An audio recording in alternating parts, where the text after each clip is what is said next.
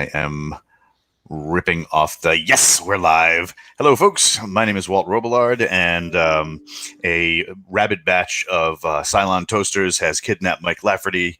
So I will be at the helm, or the con, as it were, for some fleet battle stuff that we're talking today as we talk to Mr. Josh Fox for the Last Fleet role-playing game that he is developing. How are you doing, sir? I'm great, thank you. How are you? I just woke up 5 minutes before this, so it's gonna be it's gonna be a rough day at the office. I'm pretty much on your time, so it's weird. That's the real Battlestar Galactica experience. Yes, Straight into action.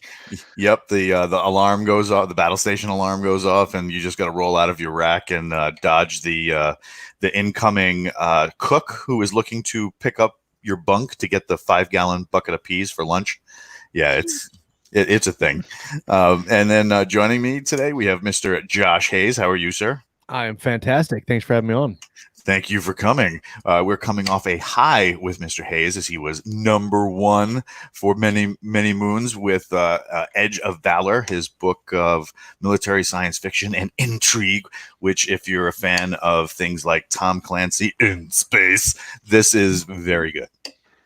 Yeah, I was bumped off by Jason Onspach and Nick Cole and their one. I think it was Requiem for Medusa. They got the deal today, so they bumped me off the #1 in all 3 categories. But I'm still #1 in military thrillers and war and military. But they bumped me off the mil sci-fi. Well, now I'm only #2 in all categories, right? Yeah. That is still like amazing. And joining us on the other side of the board, we have former Marine and military sci-fi author, Mr. Bill Frisbee. How are you, sir? Hey, doing great. Yourself? I have no answer for that because right next to me, I have a giant Belgian Malinois looking to cause trouble. And a cat just dived into the Amazon box, so this might get weird real fast. So today we're talking about fleet battles and the boys that love them. What is it about fleet battles and like fleet stories where we get multiple aspects, such as enemy perspective, the ground perspective, and then the ship perspective, that really pulls us into stories like this? Somebody raise their hand and go. I'll go. I think what I like is seeing the different aspects of positioning, where like you have the commander on the bridge who's directing the battle, or you get the pilot in the space fighter that is in the mix, and I think you get to see it some, but not as much as I would like. But then the infantry or the Marine grunts that are deploying into either other spaceships or other stations, breaching maneuvers and that kind of thing. I like to see the whole spectrum of the battle as it plays out.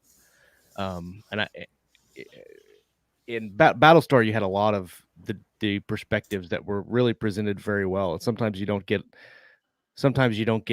you get a really good perspective of one, and then not a really good mix of the other. And I thought Battlestar Galactica did that very well. Yeah, I totally agree with that. And I think there's something about the stakes as well. Like, you're kind of watching these individual characters whose lives are obviously at stake in these white knuckle dogfights, and then behind them there's that ship which, if they let a missile get through, if they let somebody get through to do a boarding action, that's really serious and could mean the end of everything. Right on, for multiple people too. It's not just that one guy. Dear Lord, why is that loud? There's not just that one guy in the fighter that something like that could affect. I mean, yes, if the fighters are deployed from the carrier, you get those fighters are safe from whatever's happening to the carrier. But if they lose that carrier, they lose their ride out. So how about it, Bill? I like the action and the suspense of it all. A lot of it, I like the technology too.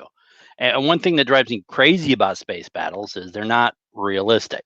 So I have to suspend my belief on that. But other than that, I thought Battlestar Galactica was really well done. I'm not going near Star Wars, but Come bombers in on. space, yeah, okay. But no, I love Battlestar Galactica because they tried to get as close as they could. I mean, with the flat guns and the cannons and stuff like that, and you see them going through space. I think the only thing that Battlestar Galactica really didn't get right was the distances. But beyond that, I just love you have the big, massive ships. People can live there. They're cities in space, but they're designed to fight, and I love that concept. Now, what about like things like we don't really see in a lot of these stories?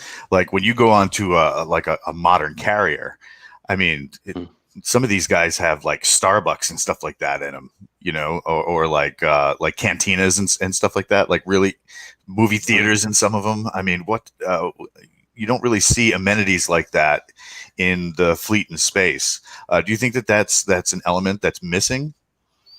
Like the MWR aspect that kind of keeps the soldiers and sailors and fleetmen kind of like grounded. I mean, I don't think that's true, is it? Like if you look at BSG, there's a bar with a piano at one point that someone's playing, and it really does feel like Bill said, a little I don't know, city might be too big, town something. It's got a life of its own. Yeah, I think it would be there if the plot needed it. Yeah, right. A lot of these. I was gonna say like in the Next Generation, they Star Trek: The Next Generation, they had 10 Forward, and a lot of stuff actually happened in 10 Forward. It wasn't just a bar, but there was a lot of character building stuff that happened there. But also, it set up a lot of good fodder for plot points in different episodes where they had like hostages held there or whatnot, and you could see space because of their big viewport windows and stuff, so that led a lot of that stuff. But I tell you, even in my writing, you mentioned not having those amenities in the warships. It's funny that you say that, and I'm just now thinking about it. But I've modeled a lot of the structure and construction of my warships after like WW2 type vessels, where they're big, right? But they're built for war. That's it. That they're going out and fighting, and so everything else was basically secondary. And if they didn't have like you're sleeping on air conditioning pipes and stuff like that because the space there's not any space, and so I don't think of movie theaters as a movie theater. Yeah, let's put that in the middle of our ship because it's necessary. But you have to have downtime, right? It makes sense. But I have not thought about that in my own writing. So maybe the next ship I design, I'll put a movie theater in it. Well, kind of a piece on that. I've been on regular naval ships, troop transports and stuff like that. And a lot of times they repurpose certain rooms. Like you've got the cafeteria. Yeah. They might repurpose that as the movie theater. Oh yeah, that makes and sense. Things like that. So sometimes it's there, but that's not its primary purpose. Right. Now, what happens when you guys are reading a property or checking out a property, and then something gets weird, like it doesn't jive with because right now we have some military experience on the show, and Bill, you just said that you spend some time around the fleets. What happens when somebody starts, calling a hallway instead of a passage or stuff like that? I mean, does that pull you out of the action, or how forgiving is that? For me, it depends on who it is. You'll have civilians, they'll call it a hallway. That makes perfect sense to me. Right. You might have some boot private call it a hallway. He gets jumped on by someone senior, says no. I got to go to the bathroom. No, you don't. Things like that. So it's all. Better not do that here. But if a senior NCO says, "Yeah, I have to go to the bathroom," it's like, no, that's no. We need to adjust your language. So unless they're just that crusty. How about it, Mr. Fox? Is the language a little bit different when you cross the pond, or do we use a lot of the same terminology? Oh, I mean, I don't know that I could say. I do not have any military experience to draw on myself, and in terms of space stuff, a lot of the stuff I'm actually drawing directly from books that probably are written by people who don't have any military experience. So you don't know what's necessarily what's true to life and what's not. I mean, like the rank system in Battlestar Galactica, for example, is completely weird as far as I can tell, and maybe Bill can correct me, but it seems to be a mishmash of different terms. And I guess for most people, maybe that doesn't matter too much. They're kind of just enjoying the action and the drama without worrying too much about it. But I could see it could be annoying for someone who's been there. Right on. Bill, I have a very serious question. I hope you can help me with this. New or old Battlestar Galactica for you? New. I grew up old. I loved old. I thought it was great, but they've done so much more with the new Battlestar Galactica. I still like the old one, but I must say I like the new one better. What about the new one? Oh, it's the dark tone. It's darker. It's the Cylons are more mechanical, and just the whole aspect of it. There's a lot of different things, but I like the darker, more serious aspect, and might be the haircuts. Less of that 1980s feathered haircut. How about it, Mr. Josh Fox? How new or old Battlestar Galactica for you? Well, I came to Battlestar Galactica through new BSG, and I love it. Obviously I must like it. I'm writing a whole game kind of inspired by it. And I've only watched a little bit of the old show. I kind of had a look, and I was amazed at how much the new show had taken from it, actually. So I kind of impressed in a way that how much of that feeling of being under siege and the kind of the shock of what was happening in the early episodes came across, and how good it was. But I have to say, I mean, correct me if I'm wrong, old BSG did not have the Cylons who look like us, right? Right. Correct. And that is such an important big aspect of the show. The paranoia, the self-doubt of, well, maybe I could be a Cylon. Would I know? That is so brilliant. That there's so much revolves around that that I don't see how you can almost go back to old BSG after that. Right on. Josh Hayes, how about it? New or old? I don't like a whole lot of the old shows. So for me, it's the new one. But not just because I don't like the old shows. It's the haircuts. Yeah, right. Exactly. No, the new one just, it has a lot of things that I enjoyed, like a lot of great character development for even the tertiary and secondary characters. You got a lot of character out of them.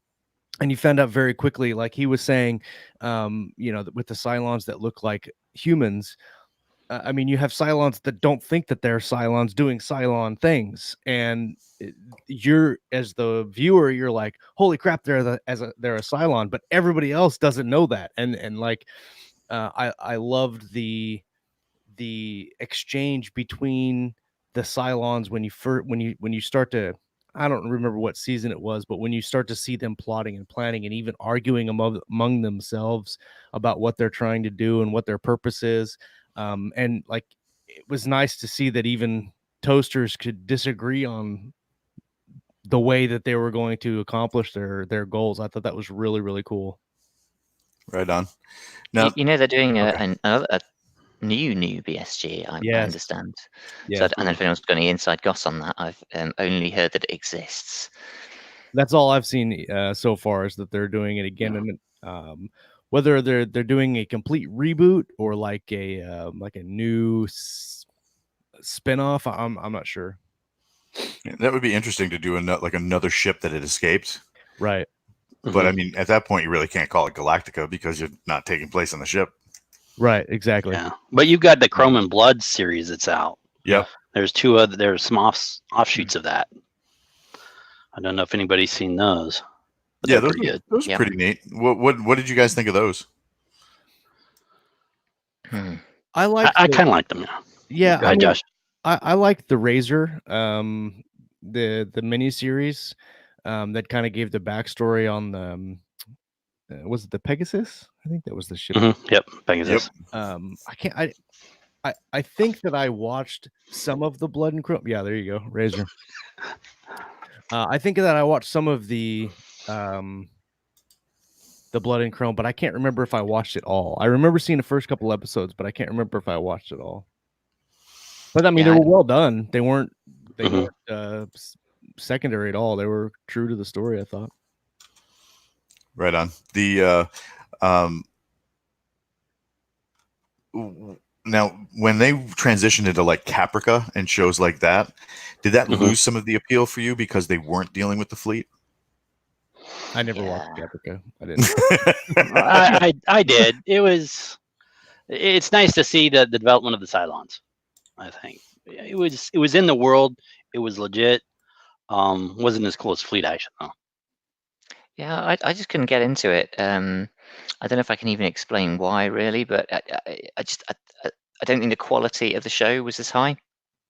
And so, I'm not against the idea of shows that aren't about space fleets. That would be a bit strange if that was all you wanted to watch, I guess. But it didn't have the same bite, the same tension, and that's what it's all about, I think. The original show, not original, the new show. Right on. Now, what other properties that are out there that really kind of sink their teeth into like fleet style stuff? I mean, you have like if you want to talk books, you have Tim C. Taylor's Human Legion series, and then of course David Weber's Honor Harrington series deals with that. I was gonna say when we were talking about things that you don't normally see, and then you brought up the movie theaters, I was actually going in the direction of Weber stuff because and then Bill, you had said something about not liking space battles because they're not realistic, and so I thought I kind of go in both directions here because I like the Battlestar Galactica battle scenes like Babylon 5, where they have all these close in battles and a lot of action oriented and little fighters and stuff like that. But then I also like the type of naval space battles that David Weber did in the Honor Harrington series, which are massive fleets just lobbing missiles at each other. And there are some smaller fleets where you have 2 or 3 fighters like battle cruisers going at it.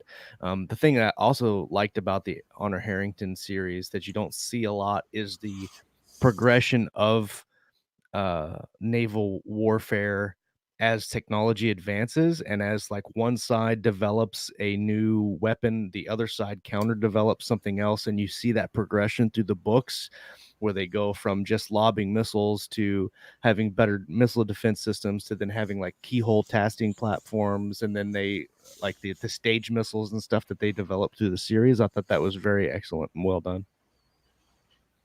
How about it, Bill? Other series besides BSG that kind of tickle the fancy? I like Revelation Space. Not a lot of big space battles there, but there were some, and there was no faster than light travel, and some of the ships were pretty big. That was one that just kind of stuck with me, was Revelation Space, and I forget that author's name, but he's got a whole series out. But Honor Harrington, that was a really good series. I did enjoy that. It's been a while since I read it though. And Expanse. I was going to say the Expanse. The Expanse was really good. Yeah. There's a lot of the way they develop, like a lot of I think every single show or book that I've seen that have done spaceships have done them like they do on Earth, where it's keel to whatever the top of the ship is called. I'm drawing a blank now, but they're built horizontally instead of vertically. Yeah. And in the Expanse, they show a really good reason for why you make your ship vertically, and they build them that way. And I mean, it's not quite hard sci-fi because I don't think it would really work that way, but it's very cool to see that type of structure done on a spaceship, and then see how they maneuver in space. Like just like instead of doing the banking turn, they do the flip turn and shoot backwards and stuff. I like that. I think that stuff's pretty cool. How about it, Josh? Other properties, Mr. Josh Fox, other properties that I have dueling Joshes. It's like dueling pianos, just without the alcohol. You can't get too many Joshes, I'm sure that's true. You really can't. I really enjoyed The Expanse as well. I thought there was some fun stuff about the kind of visceral, the physics of space. You know, like what happens when an artillery round goes through. I'm probably using the wrong ordnance round. I don't know.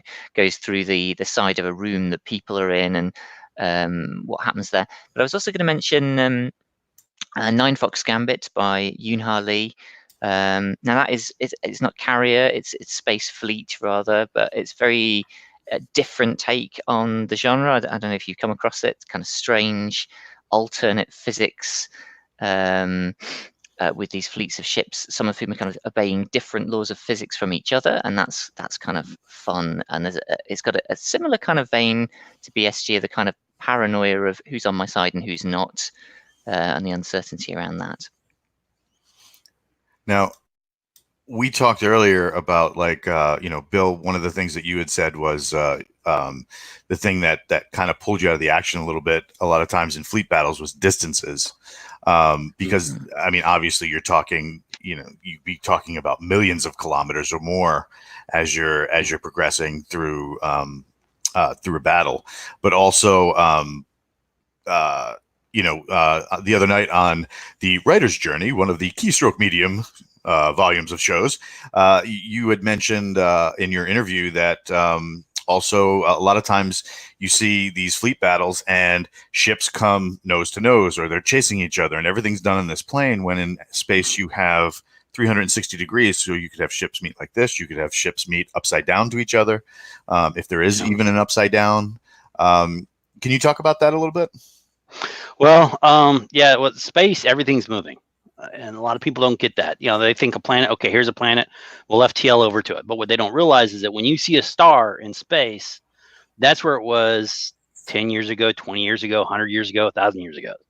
So space is constantly moving. You have the gravity of one star pulling another star to the side. So when you see that star, that's where it was 8 years ago, but it's not traveling in a straight line. It's also curving a little bit.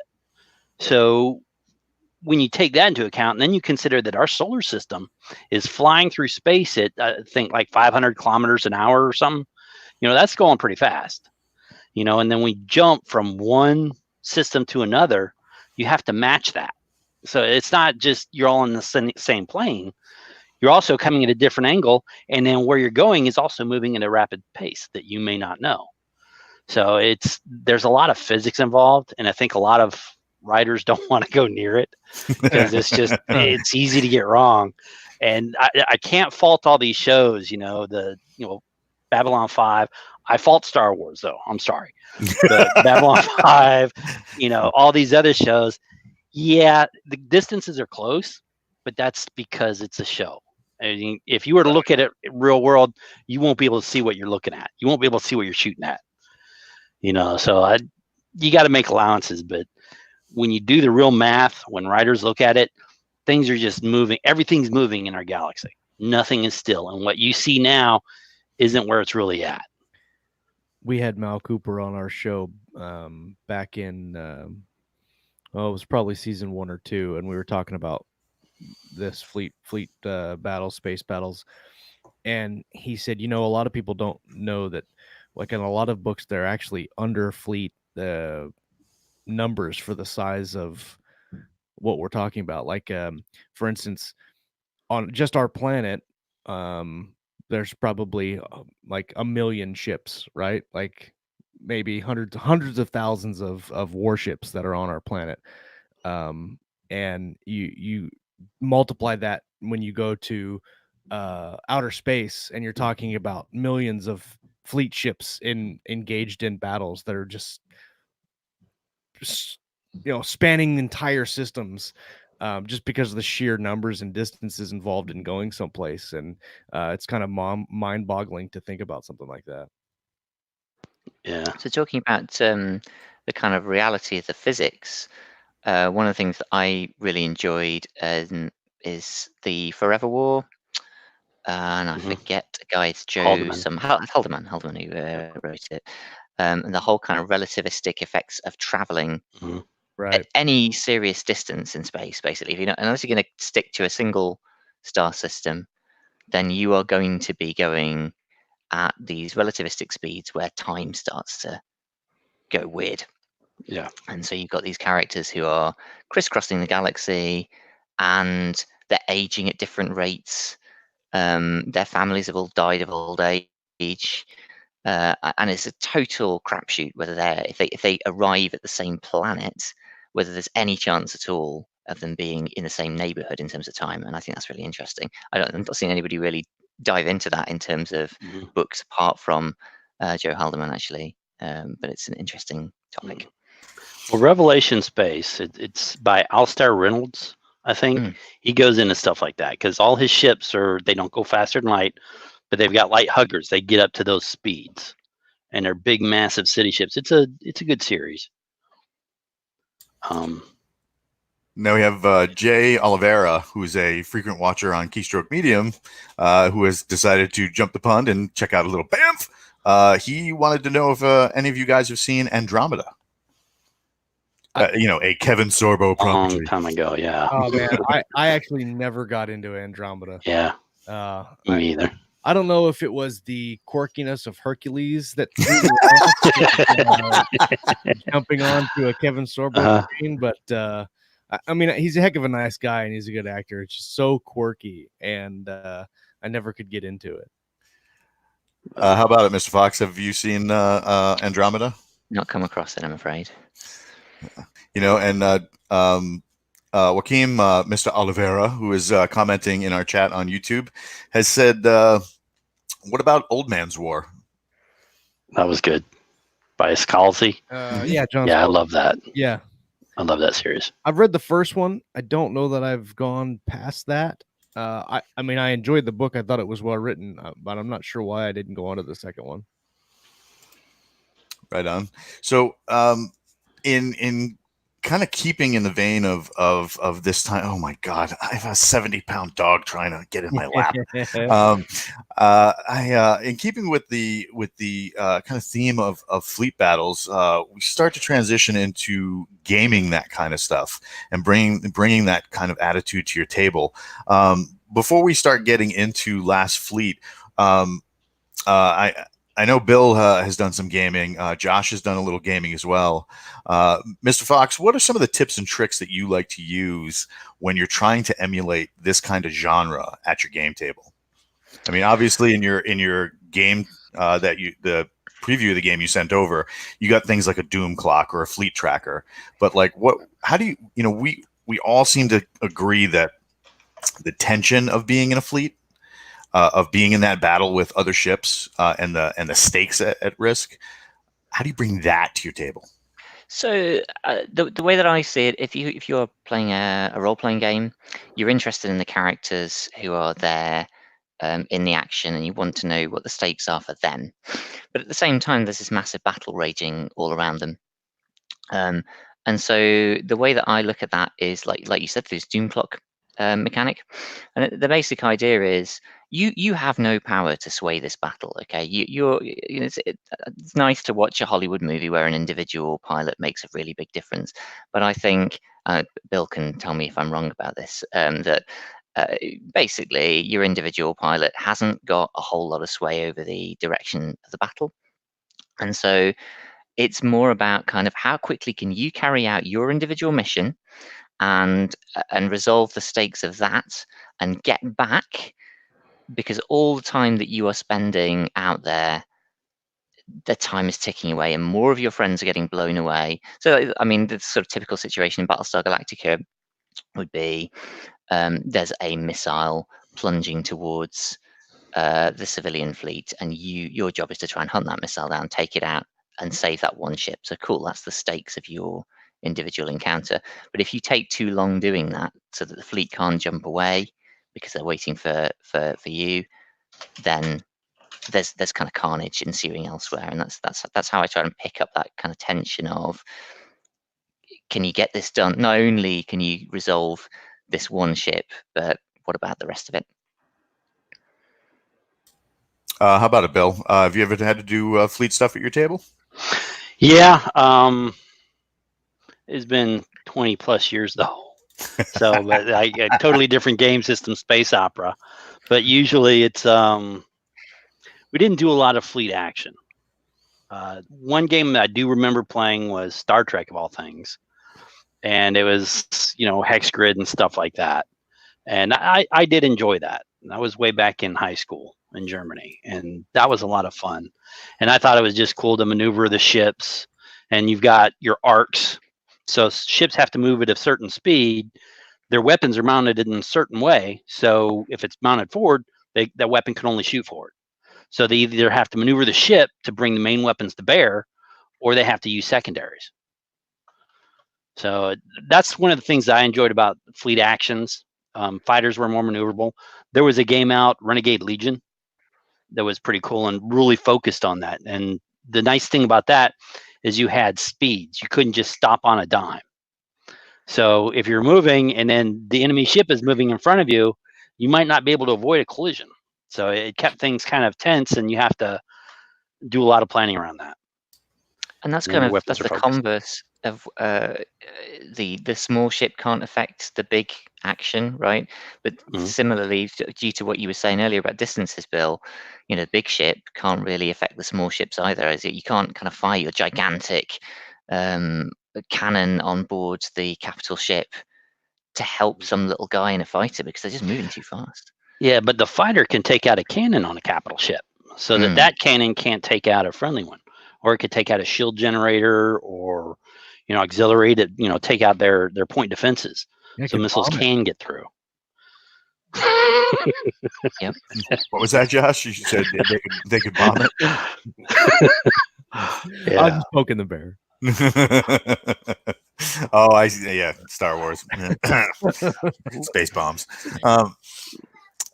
So in Last Fleet, do you have mechanics for actual fleet engagements? Because a lot of times, like things like Battlestar Galactica, we're talking about one ship that had escaped, and the ships that it has with it in its flotilla are mostly civilian. So it's acting as the defensive guard for the rest of these ships. But what about, like, say, for example, a carrier group or a battle group where you have a series of frigates, destroyers, carriers, all working in concert to affect one particular goal? Do you have mechanics for that at the table, Mr. Fox? Right. So it's I guess I would say as a game designer, you can kind of go two ways with this, right? You can either try to simulate it at the level of a kind of war game type thing where you've got your individual ships and you're trying to move them around and all that kind of thing, or you can abstract it out. And I've gone for the latter route. So there's things like there are officers who have the ability to kind of shout an order to try and intervene to help one particular part of the battle. They can try and improve the progress of the battle generally, or they can try and help like an individual fighter who's doing something interesting. And then it's just down to describing the situation in a way that makes the actions of those individual pilots relevant. So exactly what Josh H was saying about I think it was Josh saying, you can take out like a turret or something like that. That's only interesting if you describe it at the right level. So you're coming in, you can see this turret, you've got it in your sights, and then this other fighter comes out from left field or what have you, and we describe it at a level that will allow you to have interesting interactions, roll the dice and get interesting stakes. Because if you're too busy kind of focusing on the frigate over there, we're not going to get into seeing what your characters are doing. Right on. Now, tell us a little bit about Last Fleet and how you came up with it, and what we're looking at as far as like a release goes. Right. So so basically, I'm a massive Battlestar Galactica fan. I love the TV show. I also love the board game. And if any of you come across the Battlestar Galactica board game, fabulous I have. game. I played it. It's super fun. Yeah, it's so good. My favorite thing about that board game was the infiltrators. Everybody was playing a cooperative board game together, and you did have these little ships flying around, doing kind of fleet action. But some of you secretly are Cylons, and you find out by drawing cards, and secretly you're trying to work against the fleet.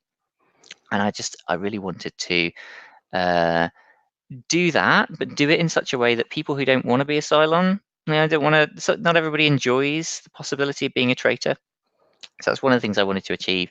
The other thing I wanted to achieve was to create a game that had the same tension.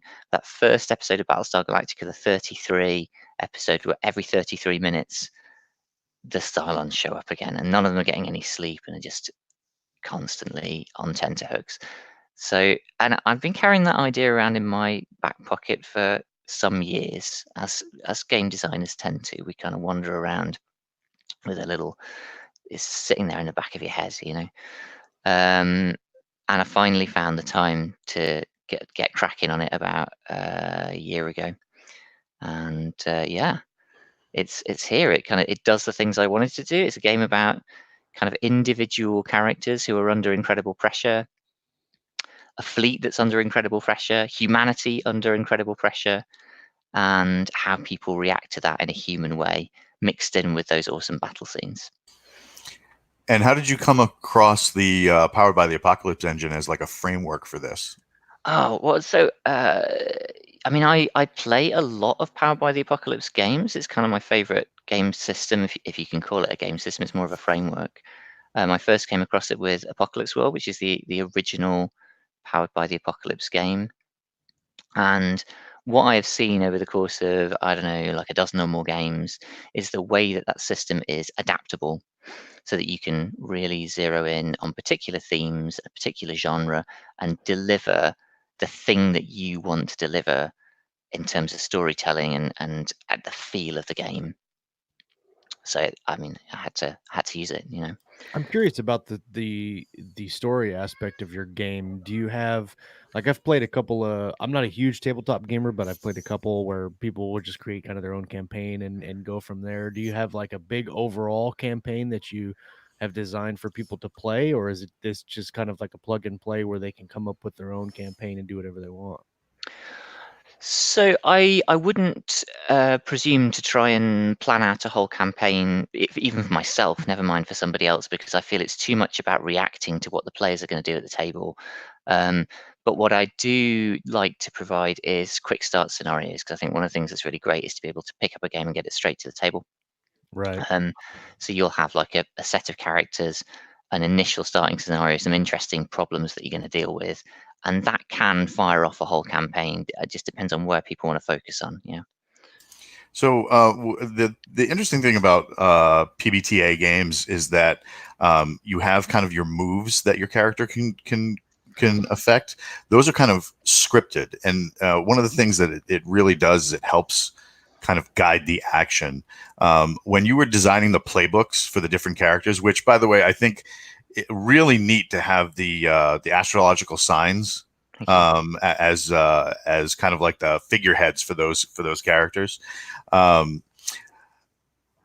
did those moves change when you start dealing with like big fleets? Because you have in Dungeon World, which is how I was introduced to Powered by the Apocalypse, you have, the moves are very centered on the specific character.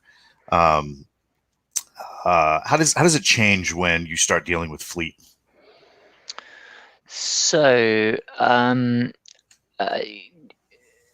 guess it's partly about kind of helping each other. There's a lot of different ways to help each other in this game, because what you don't want, or at least what I don't want, is to have somebody off kind of in their little fighter and nobody else can interact with them in an interesting way. So there's all kinds of stuff about, can I be your wingman? Or so what the Taurus character has that as a move, that they're the wingman, and their kind of whole deal is to kind of help other people and to get in the way and take the hit for somebody else. Or you have characters who are fantastic at giving advice, or coming up with a plan that other people can follow. And as long as people follow the plan, they're going to get some benefit. And if they go off piece, then not so much. So it's kind of all about those little interactions that allow you to get away from just the one person in their cockpit, which, as interesting as that is, it's only one person. Right on. Bill, Josh, any questions for Mr. Josh Fox as far as his game goes? Yeah, I just kind of like looking through it. I really like the pressure aspect of it. Building up that pressure and making people, they either blow their top or not. But one thing I wasn't, and I don't know about the Apocalypse game system, is there like a tabletop component, or is it all, you have like miniatures or anything like that to represent like a map or anything? No, so I don't tend to. I tend to go with the descriptions, the kind of verbal components, because I think at times, if you don't have a system like D&D or I used to be a fan of Dark Heresy, for example, which is a Warhammer 40k role-playing game, where everything's down to the individual kind of inch, then it can create a false sense of specific precision. Yeah, false precision. Yeah, I get that. But having said that, I know people who've done Powered by the Apocalypse using like Matchbox cars and things to do, like the little crazy chases in Fury Road, that kind of thing. And I think that could be a lot of fun. So I've got nothing against it. It's just the way I tend to play. Okay. Yeah, I recently played a game. I forget what it was called. Part of the Masquerade series, and they were like, it was just all cerebral. Descriptions and stuff like that. We rolled some dice, but nothing beyond that. I think it's really crucial to draw maps at times. I think that's in order to give people a sense of, words are slippery, right? It's quite difficult to describe precisely where two things are in relationship to each other if you don't draw a picture. And a picture is, as we know, it tells 1,000 words. So I think that's a good thing to do. One of my buddies, a big Savage Worlds player, and he did a Battlestar Galactica game. Somebody had hacked it and put it into that rule set. And one of the things he did was he ripped off something he saw in Star Trek, and he got some plexiglass, and he built a stand, and then had different levels of the plexiglass so that he could put different ships representing different angles and different. That's cool. It was really wild to see that.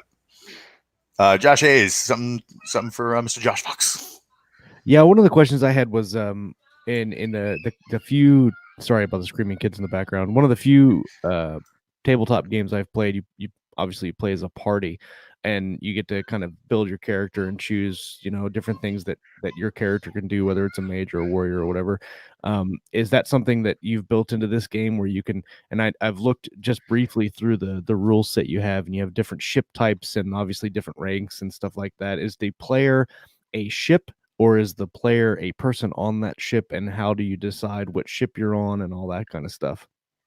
So they're a person on the ship, and it is not a party game in the sense that you're not kind of going around solving problems together, right? So you will come apart. It's more like reading a book. In a good book, you'll focus on different characters together at different times. And the idea of everyone being together all the time wouldn't even occur to you as a typical author, I'd say. But you do have roles. So you could be a pilot, you could be a marine, you can be an officer, you could be an engineer, and there are civilian roles as well. So it's like BSG, the new series. It's not just about the military action. There's a bit about kind of how the military relates to those civilians, and all of the kind of play around the paranoia and the faction politics and all of that comes out as well. So depending on which set of characters you select, your story could be completely different. If everybody selects civilians, it's going to be a very different story from if everybody selects pilots. And the game is designed to kind of cope with that. I think we should all go be barbers. I'll go be barbers on a ship and see. I'm not sure we cope with that level of choice. That might be a bit too. Oh, that would be fantastic. Have something like Friday, but on a ship. Yeah, exactly. Oh my God! You're gonna get fired for stealing dilithium. In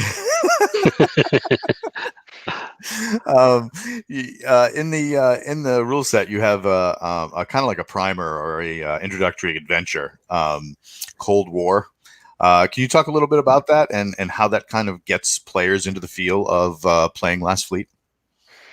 Yeah, so that's evolved a little bit, by the way, since the version you saw, I think. But it's more or less the same framework, and it is designed to tell that standoff. So you all remembered the Pegasus, where Battlestar Galactica comes across Battlestar Pegasus, and you've got different people who think they're in charge, of differing ranks. And I wanted to really capture that feel of specifically for a kind of a one-shot quick game, like to immediately zero in on those difficult political issues. So you've got Pereira, who is the president of the colonies. He's a former war hero. He thinks he's the big shot who's saved humanity, basically, because he's got this little, quite relatively small kind of warship that he's used to protect the civilian fleet. And he runs into the gigantic battleship Agamemnon, led by Admiral Bachmann, I think it is. So that's kind of the fulcrum around which the whole thing turns, right? These two big personalities, they don't like each other. Pereira, in fact, served under Bachmann when he was a junior officer, and recalls some of Bachmann's rather uncompromising approach to war, not worrying too much about collateral damage. So he's kind of got a grudge to nurse against this senior person who has absolutely no idea who he is, by the way. And so there's all the other characters have got interesting things to do, but it fundamentally comes down to the kind of question around which the game revolves is, how are these two going to get along, and who's going to end up as top dog? Now, have you? How many times have you run this scenario to kind of pick through the bugs? So I've done it a couple of times. It's honestly, I wouldn't say bugs come up all that much, because it really does come down to how you interpret the characters at the table. It's not a kind of a nitty gritty, oh, I might have got this individual stat or detail out of place. It's all about the politics of those personalities. So yeah, it works. Did any of the players get up, one who was playing Bachmann, the other one who's playing Pereira, and just start yelling at each other? Oh yeah, absolutely. Yes, that is the best part of any game, right? Where people really sort of, the personalities take over and become one with the player. It's turning into a good game when somebody slams their hand on the table and you got 5 different snacks sending out in different directions like shrapnel. It's fantastic. Yeah, definitely. I've just posted actually some actual play footage of different. We didn't use the scenario, but seeing some of the personality politics come out from. There's a wonderful setting that my players had come up with where there's a colonial ship who is supposed to be going and colonizing distant stars. It's the only ship with a faster than light drive, and so as this war breaks out, they have to have it sat in the hangar bay of this massive capital ship, and the crews of these two ships don't get along. It's the same kind of thing, basically, kind of personality politics of the person who thinks they were going to be the governor of the colony versus the person who's the captain of that ship. And the players got they got excited about it. They're kind of yelling at each other. It's good, enjoyable. Right on. Now, one of the things that always weirds me out, especially about Star Trek, is when you have a command staff that leaves the ship and goes on away parties. It's let's send the guy who's supposed to be in charge of this mess down to where he can get shot at. Or, you got guys who are pilots, and because they're the stars of the show, they start assuming the roles of infantry and leaving the infantry on the ship. Do you have mechanics that deal with that in the game, or is it more you're slapping the narrator on the backside and saying, "Hey, keep it straight, bro. Keep it straight." Yeah, I think it's down to. What was that? You just hand out red shirts to everybody. Yeah, I think it's just down to the individual group what they want to do. The game kind of encourages you to treat the action-oriented characters like pilots and marines differently from the officers. So I guess in that sense, is nudging you away from saying, "Yeah, let's send the admiral down to that planet." But at the same time, if somebody's playing the admiral, you're going to find contrived ways to get them into interesting situations. I don't know if you remember early on in BSG, or maybe it was even in the prequel, the little mini movie thing. Adama finds himself like on this space station. They've gone to check out this space station. They think it's perfectly safe, and he ends up in a hostage situation with the Cylon. I mean, did that really make sense? It didn't not make sense in a Kirk, what's he doing down on that planet kind of a way, but it was definitely contrived, but also very fun. So Right. Yeah, Battlestar Galactica didn't have any green women, but I think they made up for it. yeah, no, they missed out that kind of stuff. Yeah. So coming to the end of the ship, as it were, parting thoughts and parting questions from our panel. We'll start from my right to my left. Let's go, Josh Hayes first. Is the game out yet, or when is it going to be made available to the masses? Oh, thanks for asking. Yeah, so the Kickstarter campaign is going live it's Monday, so 3 days time. Nice. So assuming that it doesn't crash and burn, which is always a risk with Kickstarter, then I expect to be producing the book for shipping out in December time. And I need to get it out by December time because that's when Brexit's going to hit the fan. So yeah. My follow-on question is this something that you could do like over like this type of a situation where if you wanted to play with people that weren't in the same room, would it be easy to play as kind of a webcam based game with other people? Yeah, it 100% is, and like a lot of people, geography makes life difficult sometimes, and people move away from the people who they'd like to be playing with. So I do a lot of my gaming over the internet, and that actual play video that I just mentioned, that is in fact a video of people playing over Google Hangouts. So it's cool. Very doable. Yeah. Cool. Right on. Bill, hit it. Yeah. Do you have any expansions planned? Oh man, so I have stretch goals planned. So I've got I'm going to restrain myself from talking about the individuals yet because I'm going to announce them during the campaign. But I have at least one kind of big name-ish author who's going to be writing a stretch goal if I get that far. And those will cover. So there's going to be some alternative settings that you can use. Because I've created my own setting. It's different from Battlestar Galactica. It's kind of got these weird space fungus monsters and things. And so there'll be alternative settings, alternative scenarios to set up your game. And I've done a little open call as well for people who want to write stretch goals in case it blows up. So there's lots and lots of suggestions from those people. So I hope that's going to create a real kind of bubbling stew pot of stuff that people can kind of pick the bits that they like and run with it for their game. Right on. So when this goes live, you got to shoot us the link, and then please, of course, send us the link with your actual play, so that we can get that out and show people kind of what it's like and how it feels.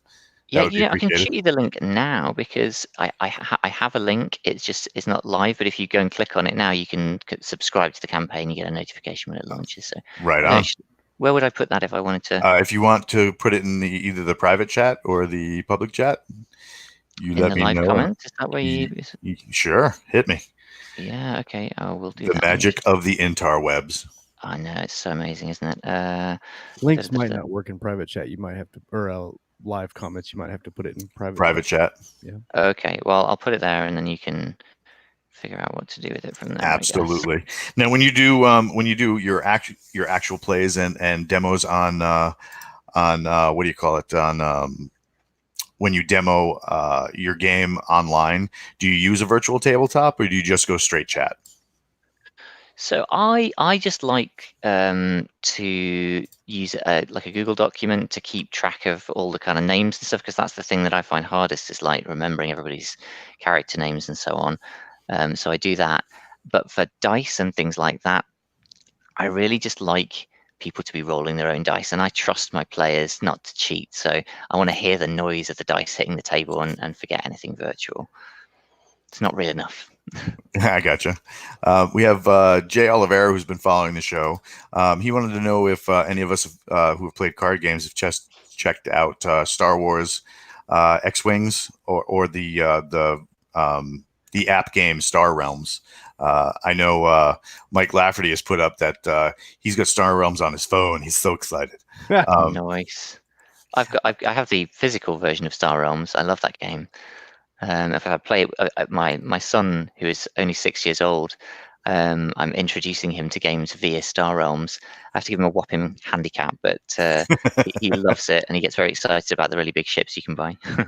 Now, of course, Mike Lafferty jumps back in and kind of a property I just because we had that really great movie that showed up. How about Wing Commander? The movie was just like long time ago. But I loved Wing Commander. But the game was really interesting. The game was awesome, and the movie was.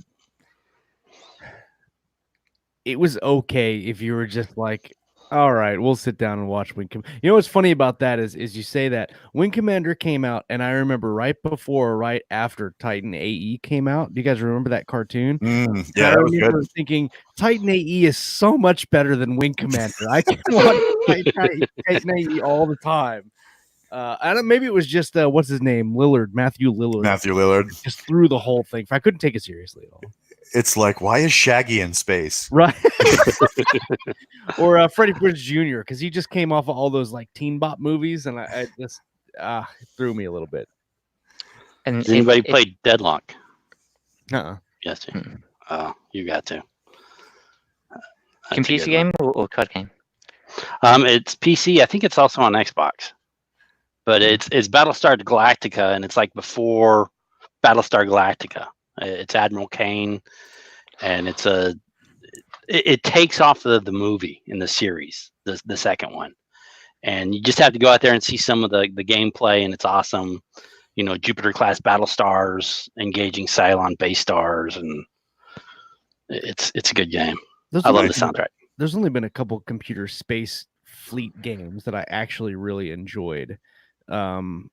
Like EVE Online, I really, really liked EVE Online, just because of the mechanics involved. Massive. And it was huge. And I mean, it's still going. So, I mean, like, 10 years later, and it's still one server and a huge people winning and losing fortunes. Like, they had an article about one of the Titans that got destroyed, and it's like literally thousands of real dollars that got blown out of a artificial thing. I'm like, oh my God, I can't even imagine. But that game and there was another one. It came out Elite Dangerous. It wasn't really as fine tuned as EVE was, but it was still fun to play. Right on. And if you like Star Realms, I can't remember who was commenting, but I would check out Eminent Domain. That's a fantastic card-based game where one of your sort of strategic options is to build a massive fleet and complete with little plastic ships, which I love.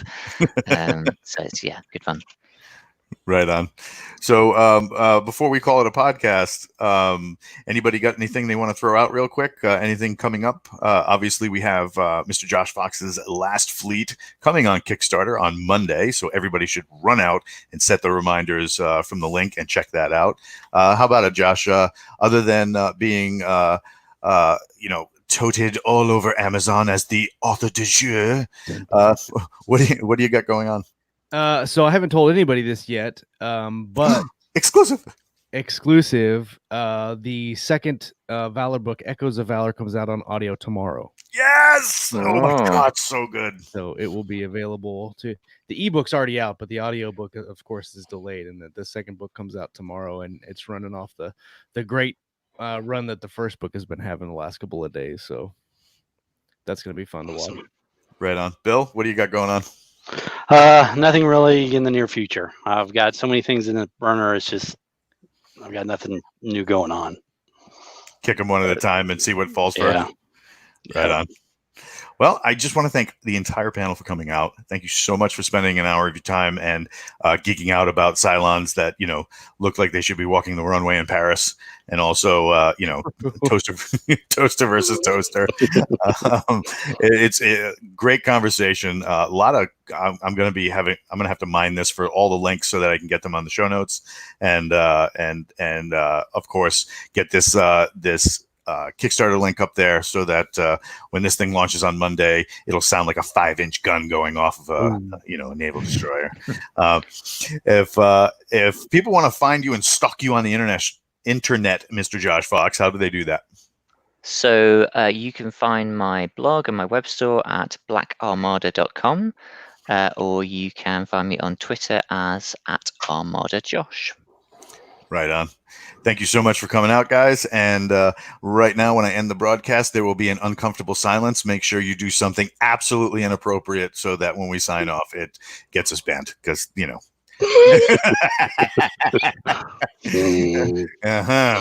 and we're out. I'm ending the broadcast. It's